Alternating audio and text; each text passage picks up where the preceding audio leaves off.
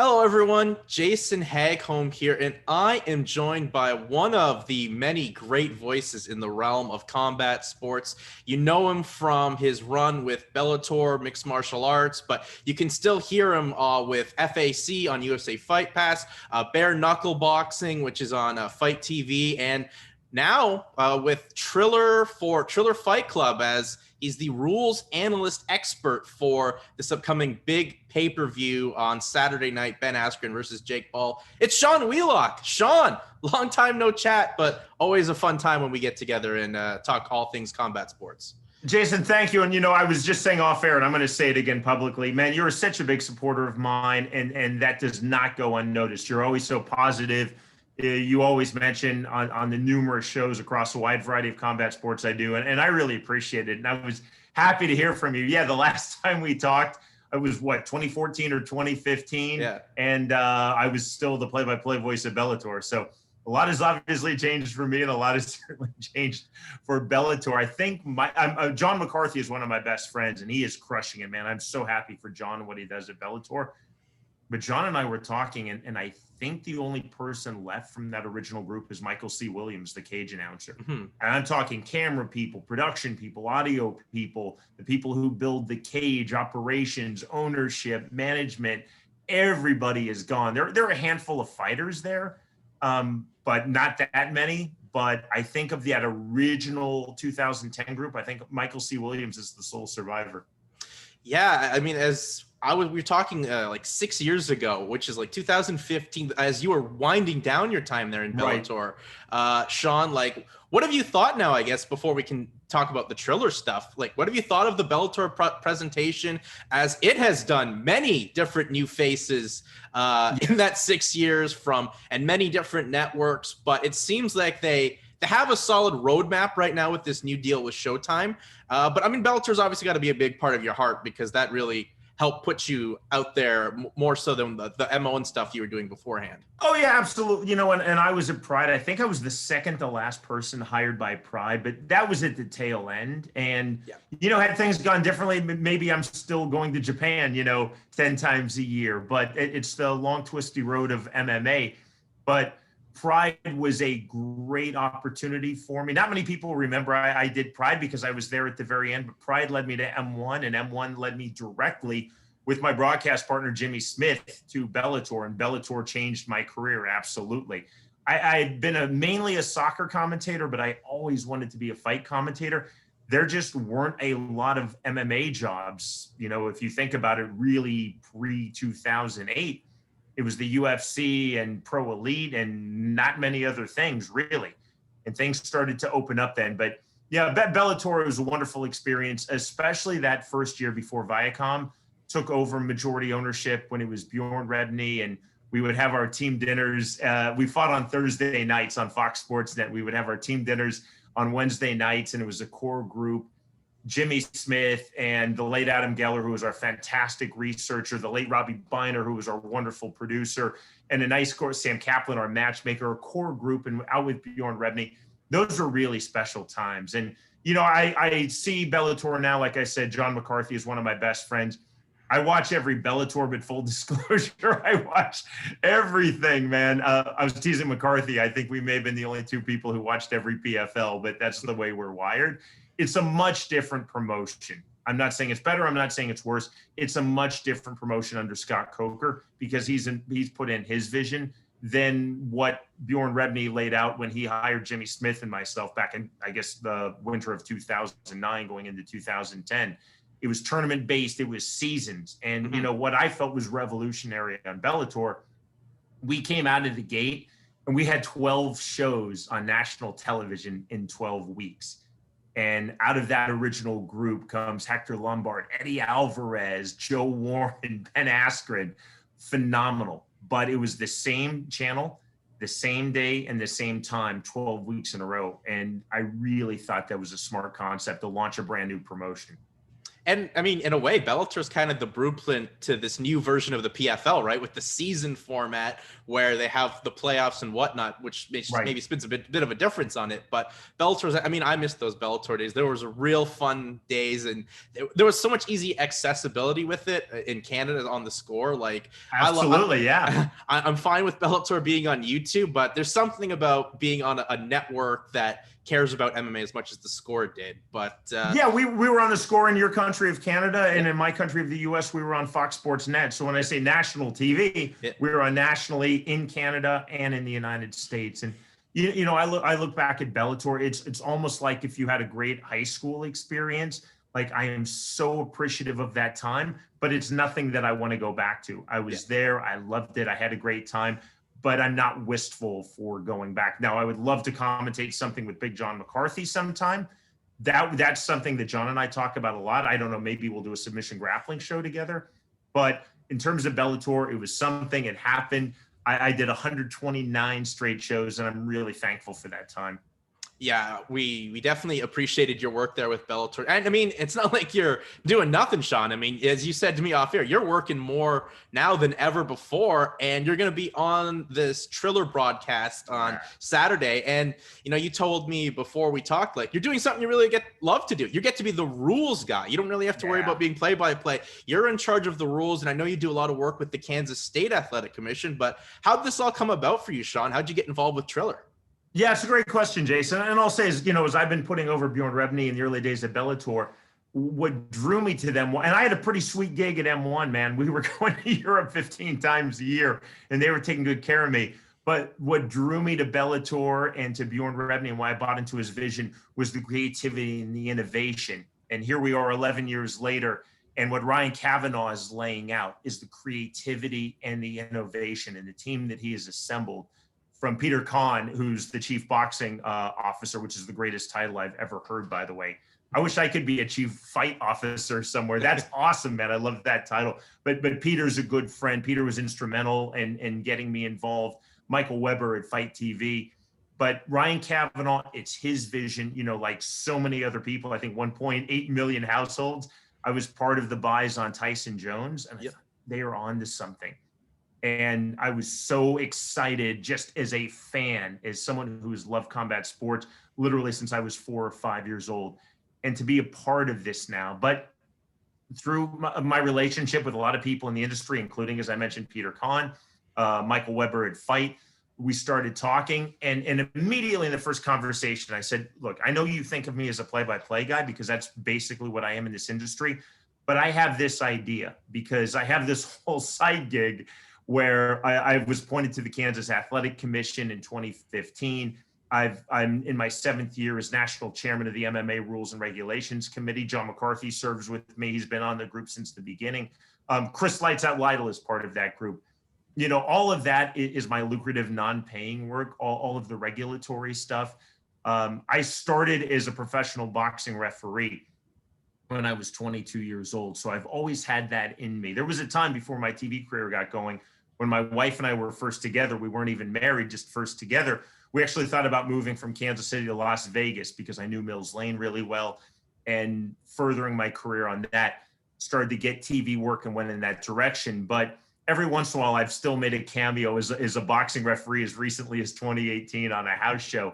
So I've always had that in me. And I'm a big NFL fan. After fighting, I love 2 sports beyond fighting. I love the NFL and I love soccer. And I'm a huge NFL guy. And I'm seeing what Mike Pereira does on the NFL on Fox. And I'm like, this is genius. This is so innovative. And I started to think in my head, all right, what Harold Letterman did on HBO boxing going back to the 80s was genius. But what's the evolution of that? The evolution is to bring in what Mike Pereira does. Because as great as Harold Letterman was on HBO, he basically was there to do one thing, give his unofficial scorecard. You think about the complexity of what Mike Pereira does. He'll explain something, but then he also gives his opinion. He agrees or he disagrees, and he's not afraid to disagree, just like I'm not afraid to disagree. I'll do it respectfully, but I'll disagree if I see something wrong. I did it on the last bare knuckle. I openly criticized the referee, Keith Hughes. I did it in a respectful manner, but I thought he made a mistake, and I pointed out why. So as I start talking to Triller, someone who I'm already in love with and so want to be a part of, and again saying, look, I know you think of me as a play-by-play guy. Let me tell you about the other thing that I do in this industry. Let me lay out this vision. And, you know, I go back to visionaries. This is the right group because they got it immediately. You know, you think about what they're doing. They're not being the boxing show from 1985, which unfortunately, there's still a lot of shows that look like boxing 1985, even big productions on. No disrespect to anybody, but not a lot of innovation.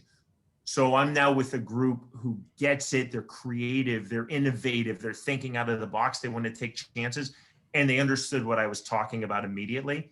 And I'm telling you, brother, I have the role that I want on this show. I have been just thrilled on this. From the moment that they hired me, I have been thrilled. And I'm not trying to make a pun on Triller, but I've truly been thrilled, delighted, enamored, or as my English wife would say, chuffed. I think you say that in Canada every once in a while. This is such a cool role. And it's allowed me to talk to a lot of my judging friends, a lot of my referee friends. I called McCarthy today. He's on site at Bellator. I want to do something what I don't think has been done in combative sports in this role before. Talk about the judging, talk about the rules, really analyze what the referee is doing, what the judges are thinking, rather than just say 10-9 blue corner. Yeah, I think that's a solid way to look at it, right? As I know Mike Pereira and all these other big networks for the NFL, they all have their rules expert and people that know the rules in and out better than the viewer at home, then have to give the a dumb it down type of explanation. And obviously, you know the rules working with the Kansas State Athletic Commission. And I think it's a solid role. I know we heard you chime in on the Tyson Jones one for Triller. So I'm excited to see what can be done and if this can continue past, because I think both boxing and mixed martial arts needs to update their rules in some form and get into the more technology ways. Because if you watch I know you're a big combat sport junkie. If you watch the One Championship show last Wednesday with Eddie Alvarez, that's where we really need to use a replay. And I know Rich Franklin was getting into arguments on their broadcast about whether it was worthy of being disqualification or not. But I think that's something it wasn't, by the way, but yeah. Yeah, I didn't think it was either. But I mean, we can get into that. But obviously, you seem to be more excited about this than doing some play-by-play work, and I think that's I think a very solid thing for you, Sean. Yeah, and you're right, and you know, there are across bare knuckle, MMA, boxing, Letway, and Muay Thai. There are and submission grappling, 6. There are 9 different promotions across 6 combat sports that I am actively the play-by-play commentator for. I love it. I adore it. I wouldn't change a thing on that. But I wanted to get pushed. I wanted a chance for creativity. I wanted a chance to talk about things in a different direction and change my focus. And Triller got it. And again, full credit to everybody at Triller because they're thinking that way. They're creative. They're innovative. What I love about Triller, and I know you're going to get this analogy, I bring it back to Japanese MMA. First and foremost, Pride, but just Japanese MMA in general. You think about the philosophy of Japanese MMA, late 90s, early 2000s. They made the cards fun.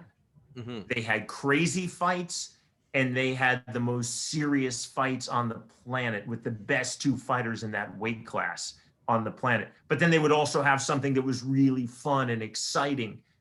And a lot of that, or most of that, has been absent, not just from MMA or boxing, but from combat sports in general. So when I see this Triller card and I'm like, this is the Japanese MMA philosophy being brought now for this modern audience through boxing. You know, you have Ivan Radkach versus Regis Prograis. That's a phenomenal fight, man. That's a main event just about anywhere. And yet you also have Ben Askren versus Jake Paul. You have Raycon versus Joe Fournier. You have Frank Mir versus Steve Cunningham, which to me is actually the most intriguing fight on the card stylistically and because of the weight differences. And then the undercard is full of all of these established guys and rapidly emerging prospects. That is so great. So it's not just this, it's a lot of things. You throw in the people who I'm commentating with, you throw in the musical performances, you throw in the fact that Burt Marcus is our producer. Burt Marcus is an Emmy-nominated, Oscar-shortlisted film documentarian. That's some creativity, brother, and that really has me excited.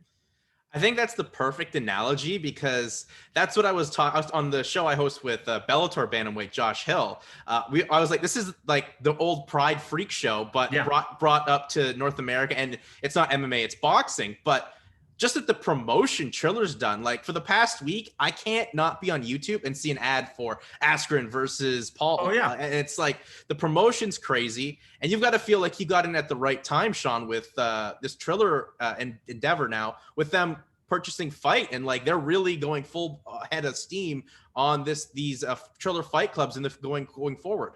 Yeah, no, I mean, I'm a big believer that the timing is a lot of things in life.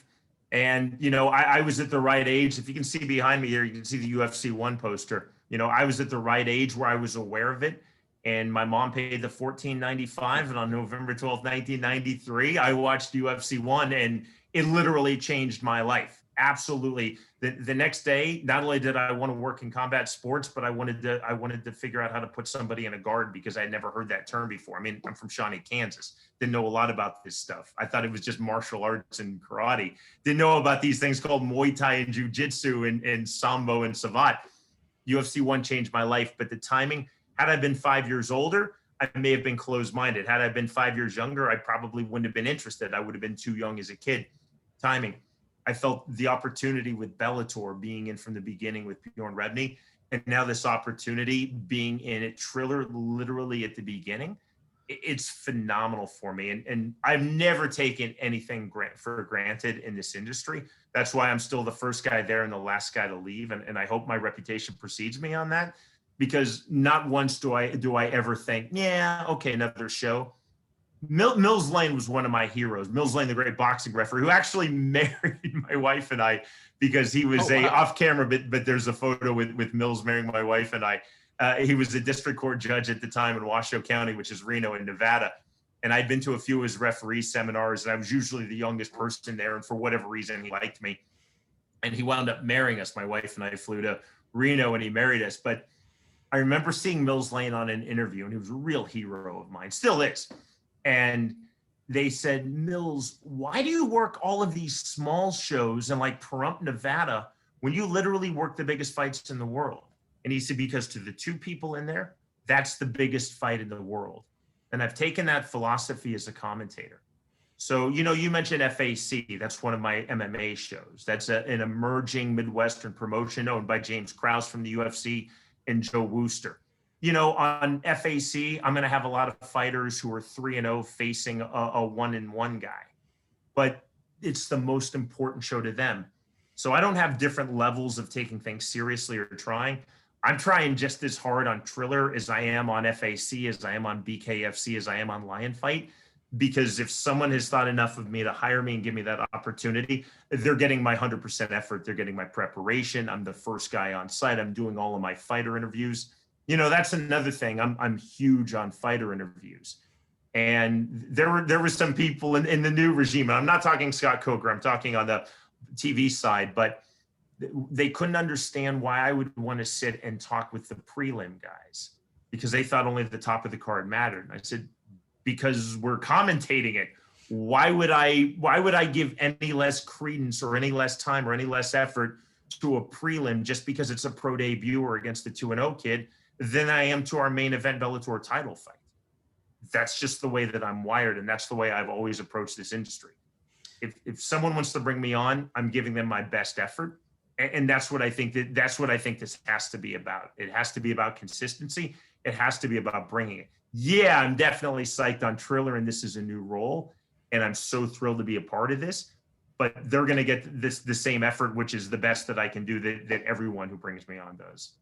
Well, every time we hear you, Sean, you always bring the best out, and I appreciate it. When I found you on the FAC shows, I was like, "Oh, Sean's on here," so it just added the value to the fights. I thought that's great. You know, and James Krause. So I'm a Kansas City guy, and FAC is a Kansas City-based promotion. I randomly was at James Krause. It just worked out this way, and I wasn't refereeing. God, this was certainly before Bellator, but but I went to a fight. I think I went with my grappling partner at the time, and it was James Krause's pro debut. I believe it was at the Ameristar Casino in Kansas City, Missouri.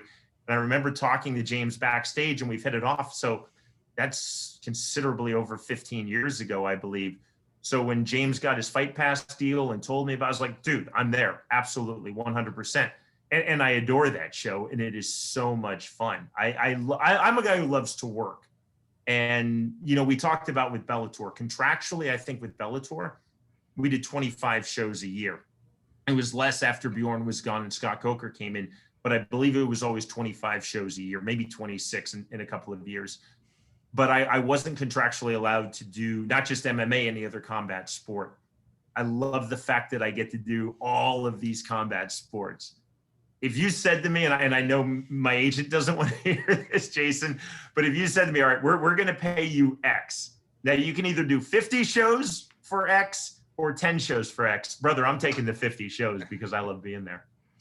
Yeah, well, as I said, your passion for combat sports has always been through the roof. And, you know, being on this Triller show, I mean, everything, the momentum right now is just there for Triller, especially with the news today with them acquiring Fight TV, which is, I think, a win-win. And, you know, it just shows they're going to continue. They're investing in the boxing side of things. And it's kind of crazy that this has become the biggest side of boxing.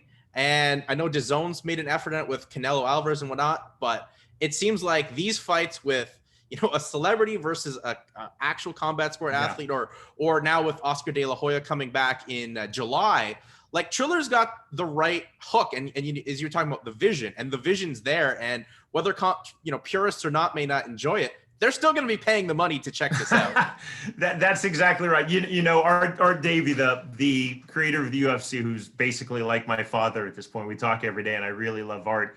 And over the last 10 years, he's kind of become my dad. And, you know, Art Davie would tell me stories as he started working on the UFC, creating what became the UFC in 1989. It took him 4 years. But people would say, oh, it's dirty fighting. You're disgracing the martial arts. You know, this is awful. Who would watch that? You know, all of this negativity, all of this criticism. There are always going to be closed-minded people to innovation. I just don't have a lot of time for that. So there are always going to be the people who I self-identify as purists, and that's fine. No one's making them watch it. What I can tell you is that I have daughters who don't get very excited when their dad's on TV.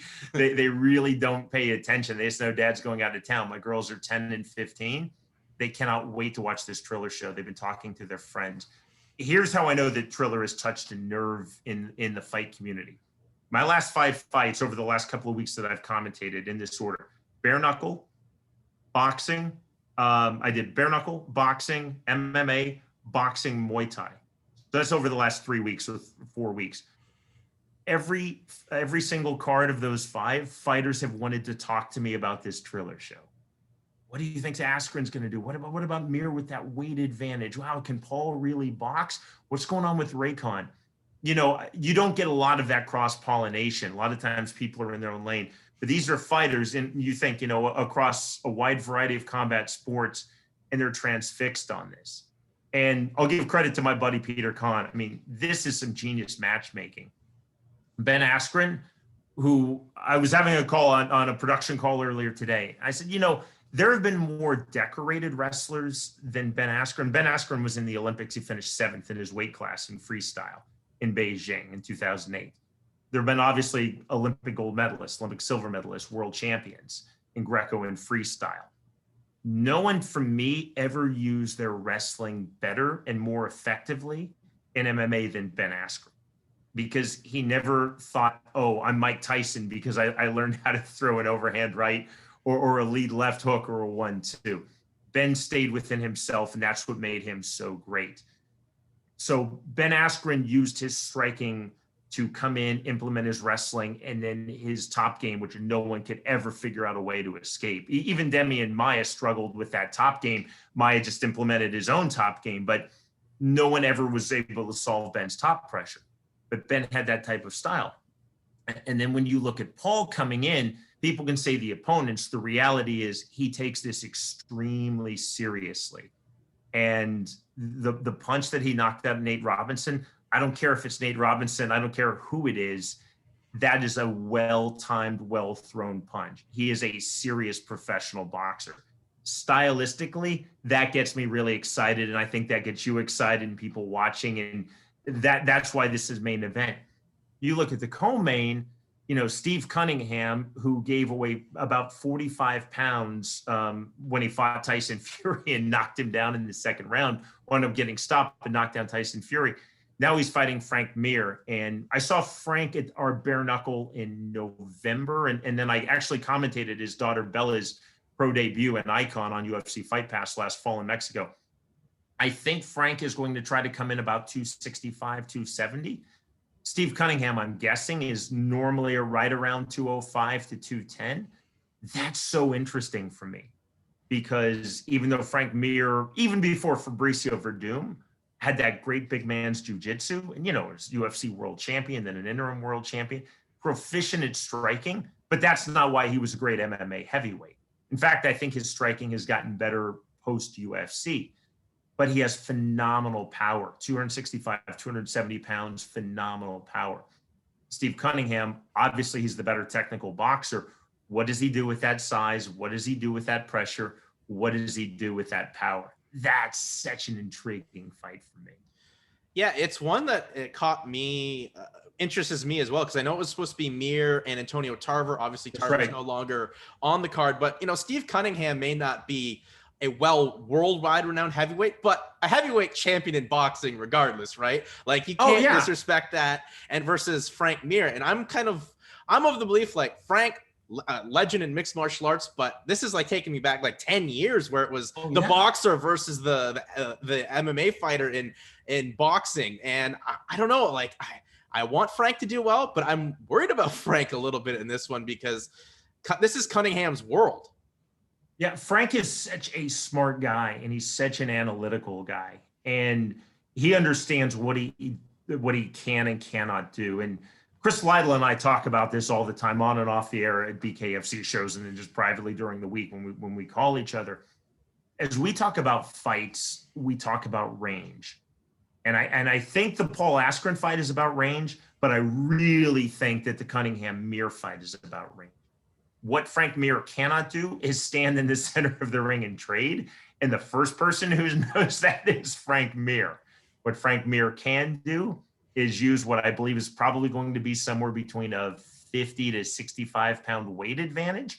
Press forward, dirty box, implement, chest to chest, forehead to forehead, and make it his type of fight. That's why that's so intriguing to me. And you go back to Ben Askren. Ben Askren is a really smart guy too. Why Ben Askren was able to find such success so quickly in MMA. Remember, he fought Dan Hornbuckle in his fifth pro bout. I commentated that on Bellator. It was in Kansas City, Missouri. Maybe people watching you under the age of 30 don't remember Dan Hornbuckle. Dan Hornbuckle in 2010 was regarded as the top 170-pound fighter outside of the UFC. And a lot of people thought that he would be a legitimate title contender if he were in the UFC. And Ben Askren in his fifth pro fight beat Dan Hornbuckle. Ben figures out a way to win, and it's usually by knowing what he can't do. What do you think? There's so many questions about this card, but like you've obviously talked with Frank Mir, as you said, an Icon, got to see his daughter fight, and that kind of seems to be his vision. Like, do you think this is the last competitive combat sport event we'll see Frank in? Because he seems 100% invested in getting his daughter Bella, her career up and running. Yeah, it seems to me, and I know Ben really well. I know Frank pretty well, and I like both guys a lot. It seems to me with Frank that he's a bit rejuvenated with his daughter, who's a high school senior, by the way, in Nevada. Yeah. That it's kind of maybe brought back a passion. And I don't want to speak for Frank, but that's just what I perceive is being there with his daughter. And he was so excited in that pro debut in Mexico. And, again, I'm the dad of two daughters. I don't think either are going to be professional fighters, although we're leaving for Muay Thai at American Top Team Kansas City with my 15-year-old in about an hour. But I think that maybe brought back that fire a little bit. He is under contract, I know as well, the Bare Knuckle Fighting Championship. I don't know the timeline. I don't know the contractual situation beyond the fact that he's part of the heavyweight roster. I wouldn't be surprised to see Mir fight again. Mir was so young People Yeah. forget how you know, like I think people think that Frank just must be like Randy Couture's age because they think about him in the same era.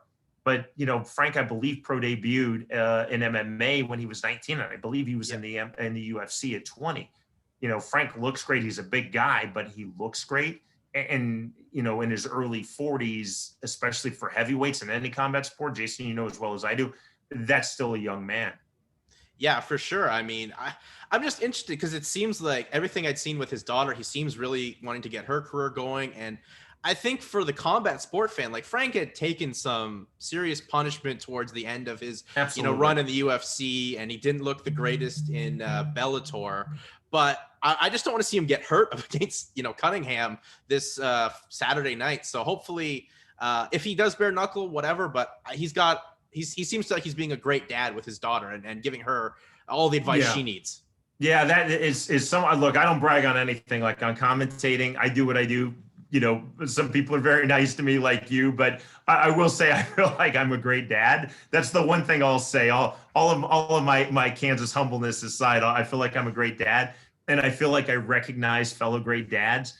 And when I saw Frank with Bella in Mexico, I even said to him, fellow great dad, man, I get that. You know, he certainly sees his daughter, who's going to, I think, be in the UFC very soon, as a teenager, that she can be a world champion. She can be great. She's a phenomenal wrestler, even just past MMA. But I'm sure there's also that competitive nature. And I like the way that Frank carries himself. And if you saw at the press conference, which was on Fight, the way he interacted with Steve Cunningham, who also, by the way, is a completely first-class guy, that really showed of both men. And again, Steve Cunningham, a lot of people maybe didn't know who he was, maybe not the name recognition of Tarver. I'm a big Steve Cunningham fan, and I remember I was still a Bellator, and it was on Spike back when there was a Spike, one of the early PBC cards, which was his draw against Antonio Tarver, which and I wound up commentating with Tarver, and he's my buddy. I actually thought Cunningham won that fight. Cunningham's a really good fighter, really, I think, underestimated fighter and underappreciated fighter for what he accomplished in that run. And again, he knocked down Tyson Fury, and Yes. that's a big man who throws hard. If both men weigh 230 pounds, it's a fun fight. The fact, again, this huge weight spread, this is a really fun, really intriguing fight for me. Last question on this card for Saturday, the Triller event. What are the vibes you're getting, Sean, right now? Because we're kind of getting closer to it. I know the open workouts were today. I thought Ben Askren, for what I've seen of his, his stand-up, obviously not known for being a stand-up guy, but I think it's looking pretty polished enough. It is. And Jake Paul may have been a weird workout, but as you said, that knockout against Nate Robinson, and he's getting, a lot of props from the likes of Zab Judah. So those don't come just fly by night. So what are the vibes you're getting for this fight, Sean? Because I'm getting excited as the days and the hours count down till Saturday. Yes. Yeah, I'm on a plane tomorrow morning flying to Atlanta, and the vibes are amazing. There's huge energy. I picked up my younger daughter, my 10-year-old today, Hadley, from school. And again, my kids, they're kind of immune to what their dad does for a living. Dad's on TV, whatever. A lot of times they really don't even know what show I'm at or where I'm at. They just know I'm out of town. They're excited about this show. And Hadley said, "Dad, is this the biggest show you've ever worked?" And I thought, yeah, actually it is. I mean, Knuckle Mania that we did with Paige Van Zant was a massive show. I wound up getting to commentate the last Pride ever, which is very big to me. Our full season debut of Bellator. We did some bigger Bellators. Obviously, I did the Strike Force with Fedor Emelianenko versus Brett Rogers. I did both Afflictions. I did a PBC, Deontay Wilder versus Gerald Washington. But yeah, this is actually the biggest show I've ever worked. And the reason for me is that it's pulling from a lot of different groups. You're getting the boxing fans, you're getting the MMA fans, you're getting the casual sports fans, and then you're getting the pop culture fans. And if you look at who I'm commentating with, Ray Flores, who's a good friend of mine, Al Bernstein, who is great, who I've done a number of fights with. Mike Coppinger I think Mike Coppinger is as good a boxing journalist as there is working right now, and probably over the last 25 years. Then Pete Davidson from SNL, who my kids are very excited about. I know this because I have young daughters, Charlie and Dixie D'Amelio. We're all about the D'Amelio girls in my household, and they're part of the group. It's so innovative. It's so creative. So, like I commentated Affliction, and those shows did well. But realistically, the people who were watching Affliction were MMA fans. Megadeth performed at the first one, but basically it was a big MMA show for MMA fans. This is a big event for boxing fans, MMA fans, combat sports fans, pop culture fans. This is that event that seeped literally, I think, into the ether. And a lot of different people are excited about this, all the way from the hardcore boxing fans who watch everything to the people who maybe haven't watched the boxing since Oscar De La Hoya, but they're like, wow, I have to see this. Or maybe someone who's a teenager who thinks, you know what, this sounds kind of cool. And then they become a boxing fan. Well, I think the other aspect, as you mentioned, is the pop culture side of it. And with the pandemic kind of shutting down live performances, this card's got like 5 live performances in between that where you can, and one of them's Justin Bieber, who's pound for pound, like one of the biggest musical stars in the world. I'm sure your daughters are excited about potentially you getting to be around the beach. And Doja Cat, man, absolutely. They want their dad to meet Doja Cat. But I think that's just part of the uniqueness and like way to, cash in on, people are craving live music. Like obviously Triller bought the Versus app or company as well for the live music entertainment. So Triller kind of is mixing all of their worlds in one. And I think that's going to cash in. And as you said, there's going to be casual fans, but the purest of the pure combat sport fan will be checking it out. So it's genius. And again, I go back to Ryan Kavanaugh because this started with his vision. And, going back to on the Saturday after Thanksgiving, I beg your pardon, American Thanksgiving. I know better. I'm married to an English person who still doesn't get the true meaning of Thanksgiving.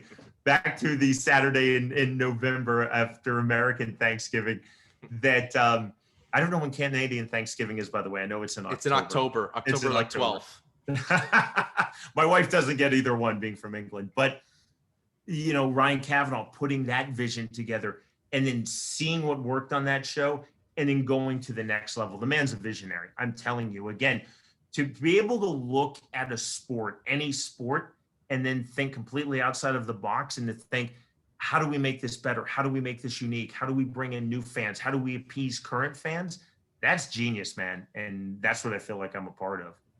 I'm excited for everything that goes down with Triller on Saturday. Just got a couple more for you, Sean. Obviously, as you said, you're involved with the Kansas State Athletic Commission, and this is more pertaining to MMA, but Kansas using the open scoring, which I think finally a commission is at least doing something to improve the scoring in mixed martial. If you're not going to abolish the 10-9 must system in MMA, at least use the open scoring. I know people are saying it makes fights worse or whatever. I've liked it from, LFA. Who's not saying that? Fighters aren't saying that. No, Jason, thank you so much. And so Adam, I'm a commissioner in Kansas. So I'm appointed. It's a non-paid position. Been appointed by 2 governors. I keep it apolitical. I've been appointed by a Republican and then a Democrat. It's an apolitical position in the state of Kansas. We're there for fighter safety, and we're there to promote combat sports for our state in that order. Our executive director is one of my best friends, and it's his full-time gig, Adam Rohrbach.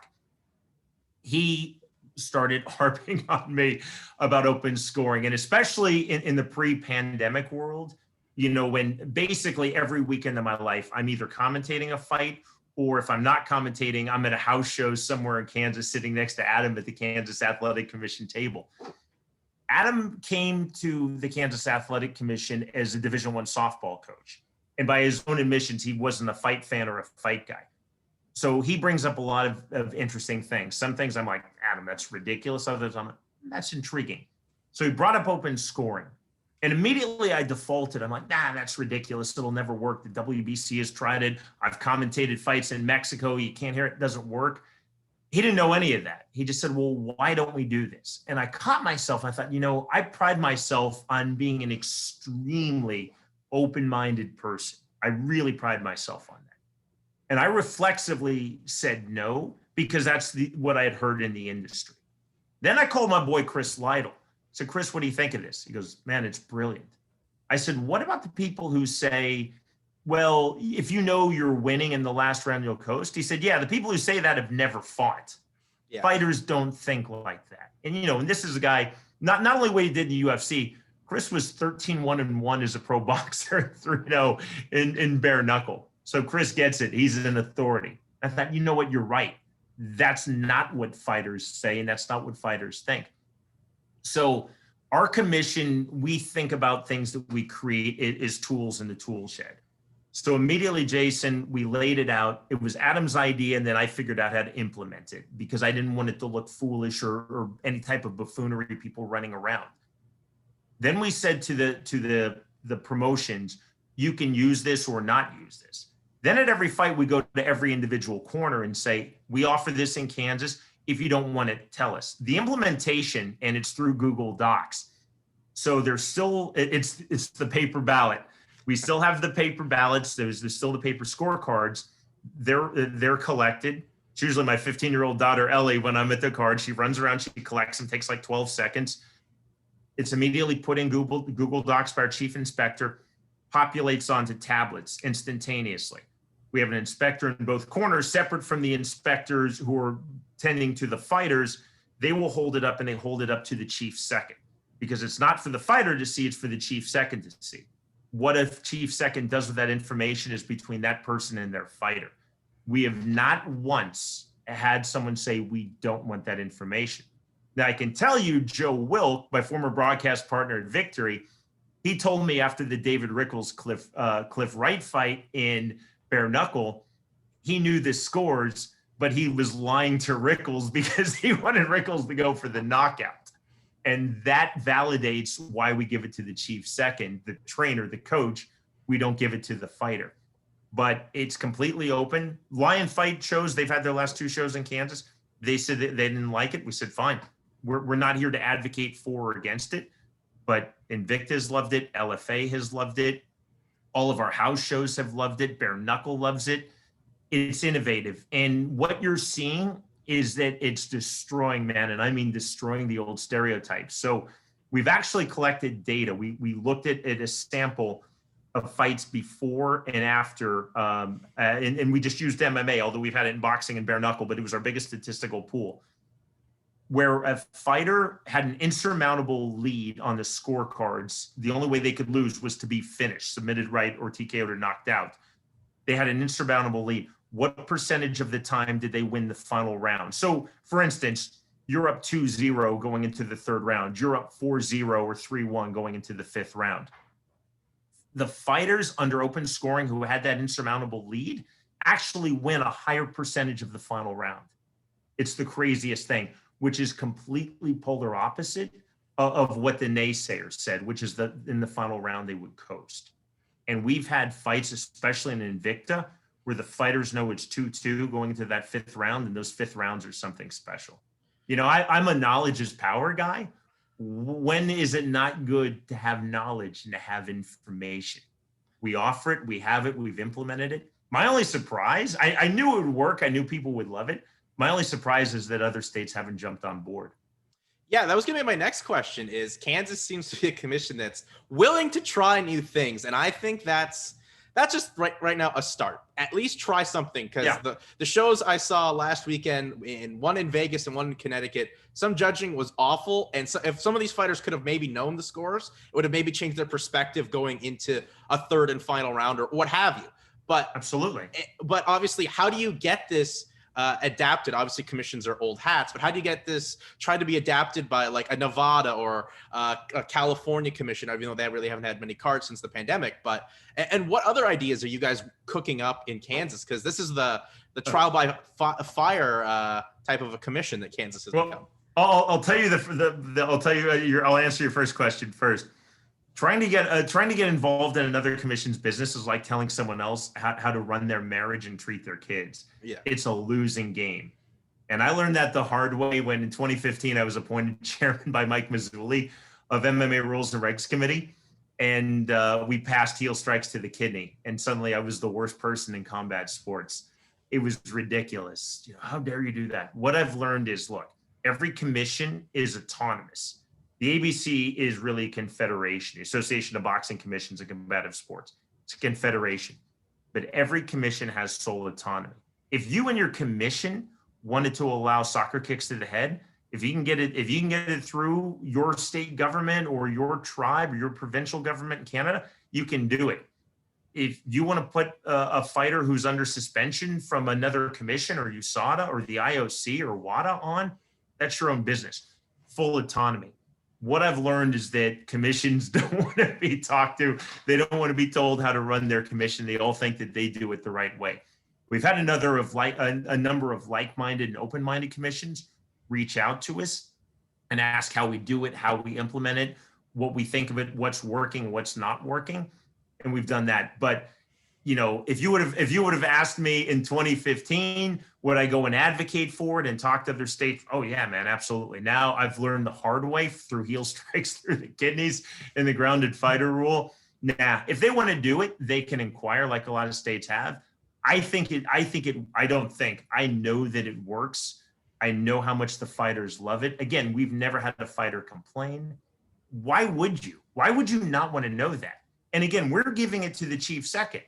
So in a situation like I told you about with Joe Wilkin and David Rickles, that's up to the chief second. That was part of the implementation too. What I said is, I don't want to be holding a pad or a scorecard in front of a fighter. A fighter's got a lot of things to think about. And also, if you're not used to reading a scorecard and you see a jumble of 10s and 9s, that's difficult under the best of circumstances. Now, if you're in the middle of a fight, so we offer it, it's on a Google Doc. You see the round by round score and you see the cumulative score. So you can see 10-9, 9-10, 19-19 after 2 rounds. And then there's the information for you. But what I have learned on the regulatory side is a lot of people feel that, well, we've been doing this, is another good British expression. My wife would say the year dot, meaning for a very long time. So why would we change? I've always taken the opposite approach. Why are we not evolving? Why are we not changing?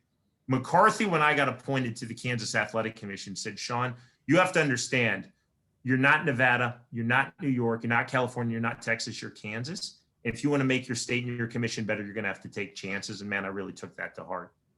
And obviously it's working. I love these events that have been, LFA Invicta when they're there. I spoke with Aaron Jeffrey before he fought for the LFA, which was in Kansas with open scoring. Yeah. And I asked him about, how do you feel about, fighting with open scoring for the first time? He was all for it. And it seems like the fighters that I've talked to for open scoring, they're all more pro than negative than I ever thought there would be. Well, and again, and it's never happened. Now, I said Lion Fight said they didn't want it. And we said, that's fine. And if the UFC comes back to Kansas, we had them in Wichita, but that was before open scoring. But if the UFC said we don't want it, if Triller said we don't want it, that's fine. We're not making anybody do anything. We're a very, very easy commission to deal with. We're here, number one, for fighter safety. I know that's a trope, but that's true.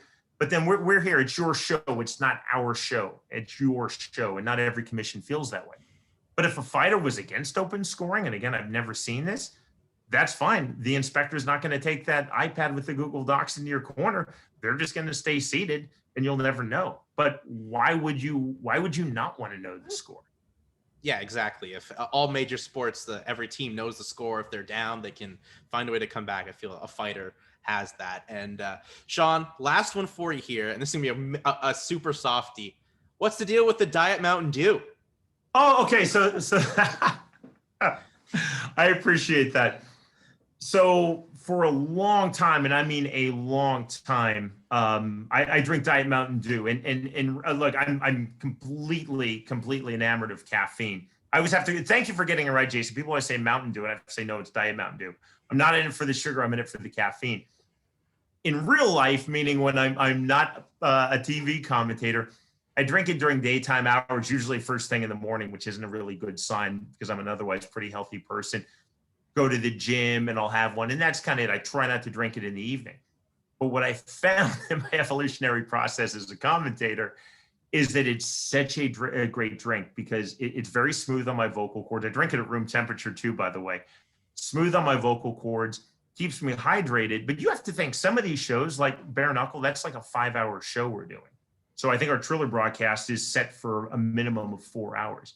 So I'm getting that caffeine, but I've never been an energy drink person. I've never had an energy drink in my life. I know that caffeine delivery for Diet Mountain Dew, it's smooth on my vocal cords. So kind of the punchline of this, I've been doing that for years. And dude, like when I've gone to like Russia or Myanmar or Indonesia, I actually take it in my checked baggage, a couple of 2 liters, because it's impossible to find outside of pretty much the US and Canada. I just did that not long ago when I went to Mexico for a boxing, taking the Diet Mountain Dew. At Knuckle Mania, our great photographer, Phil Dawson, gets a shot of me. And he's such an artsy photographer. It's black and white, looks like an Ansel Adams. And I'm going like this. I'm drinking the end.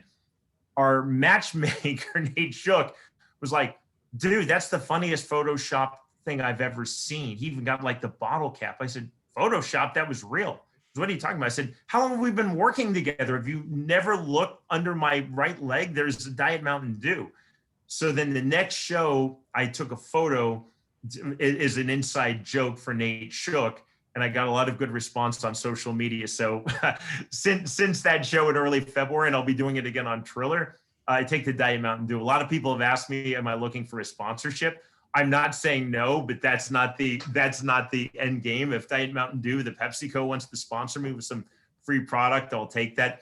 But it was really just an inside joke for the BKFC matchmaker, Nate Shook. And now it's a thing at every single show. And because I've basically been working every week, those photos are piling up and piling up. So definitely look for the Diet Mountain Dew show from Triller in Atlanta. Yeah, it's definitely becoming your gimmick there. But it is. I know it is. But I mean, bro, I mean, this goes back to Bellator. I've been asked Jimmy Smith, if you interview him sometime, he'll tell you about the Diet Mountain Dew. It's the perfect commentator's drink if you're slightly off center like I am and you really, really like caffeine.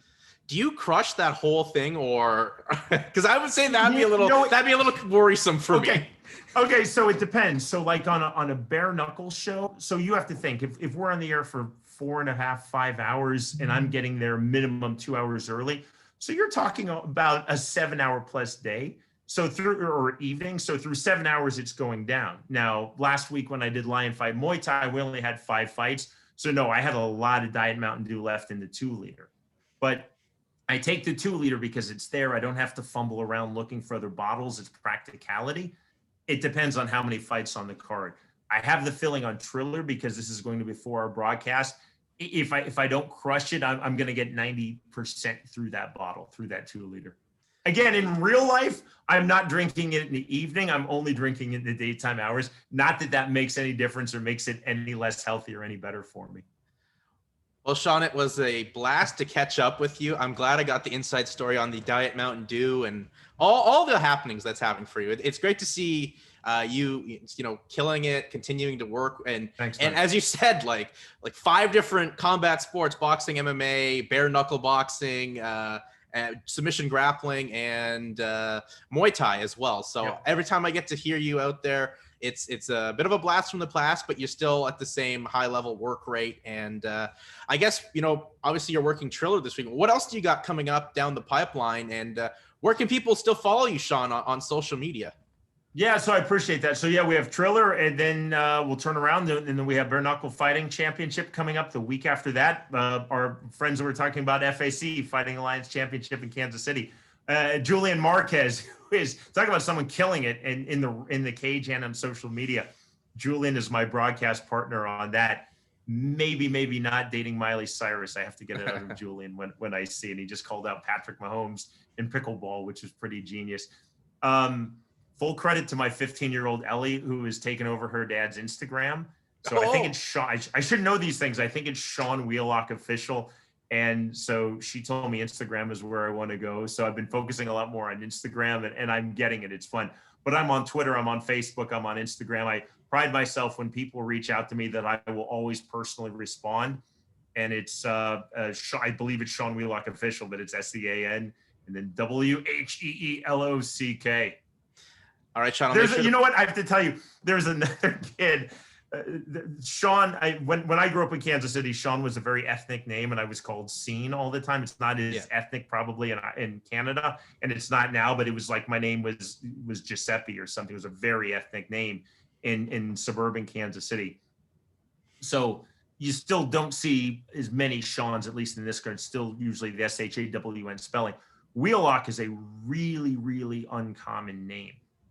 And there is a guy with my same first and last name spelling that I've seen on social media, and I think he's in Harvard, which is obviously makes him a pretty smart, accomplished person.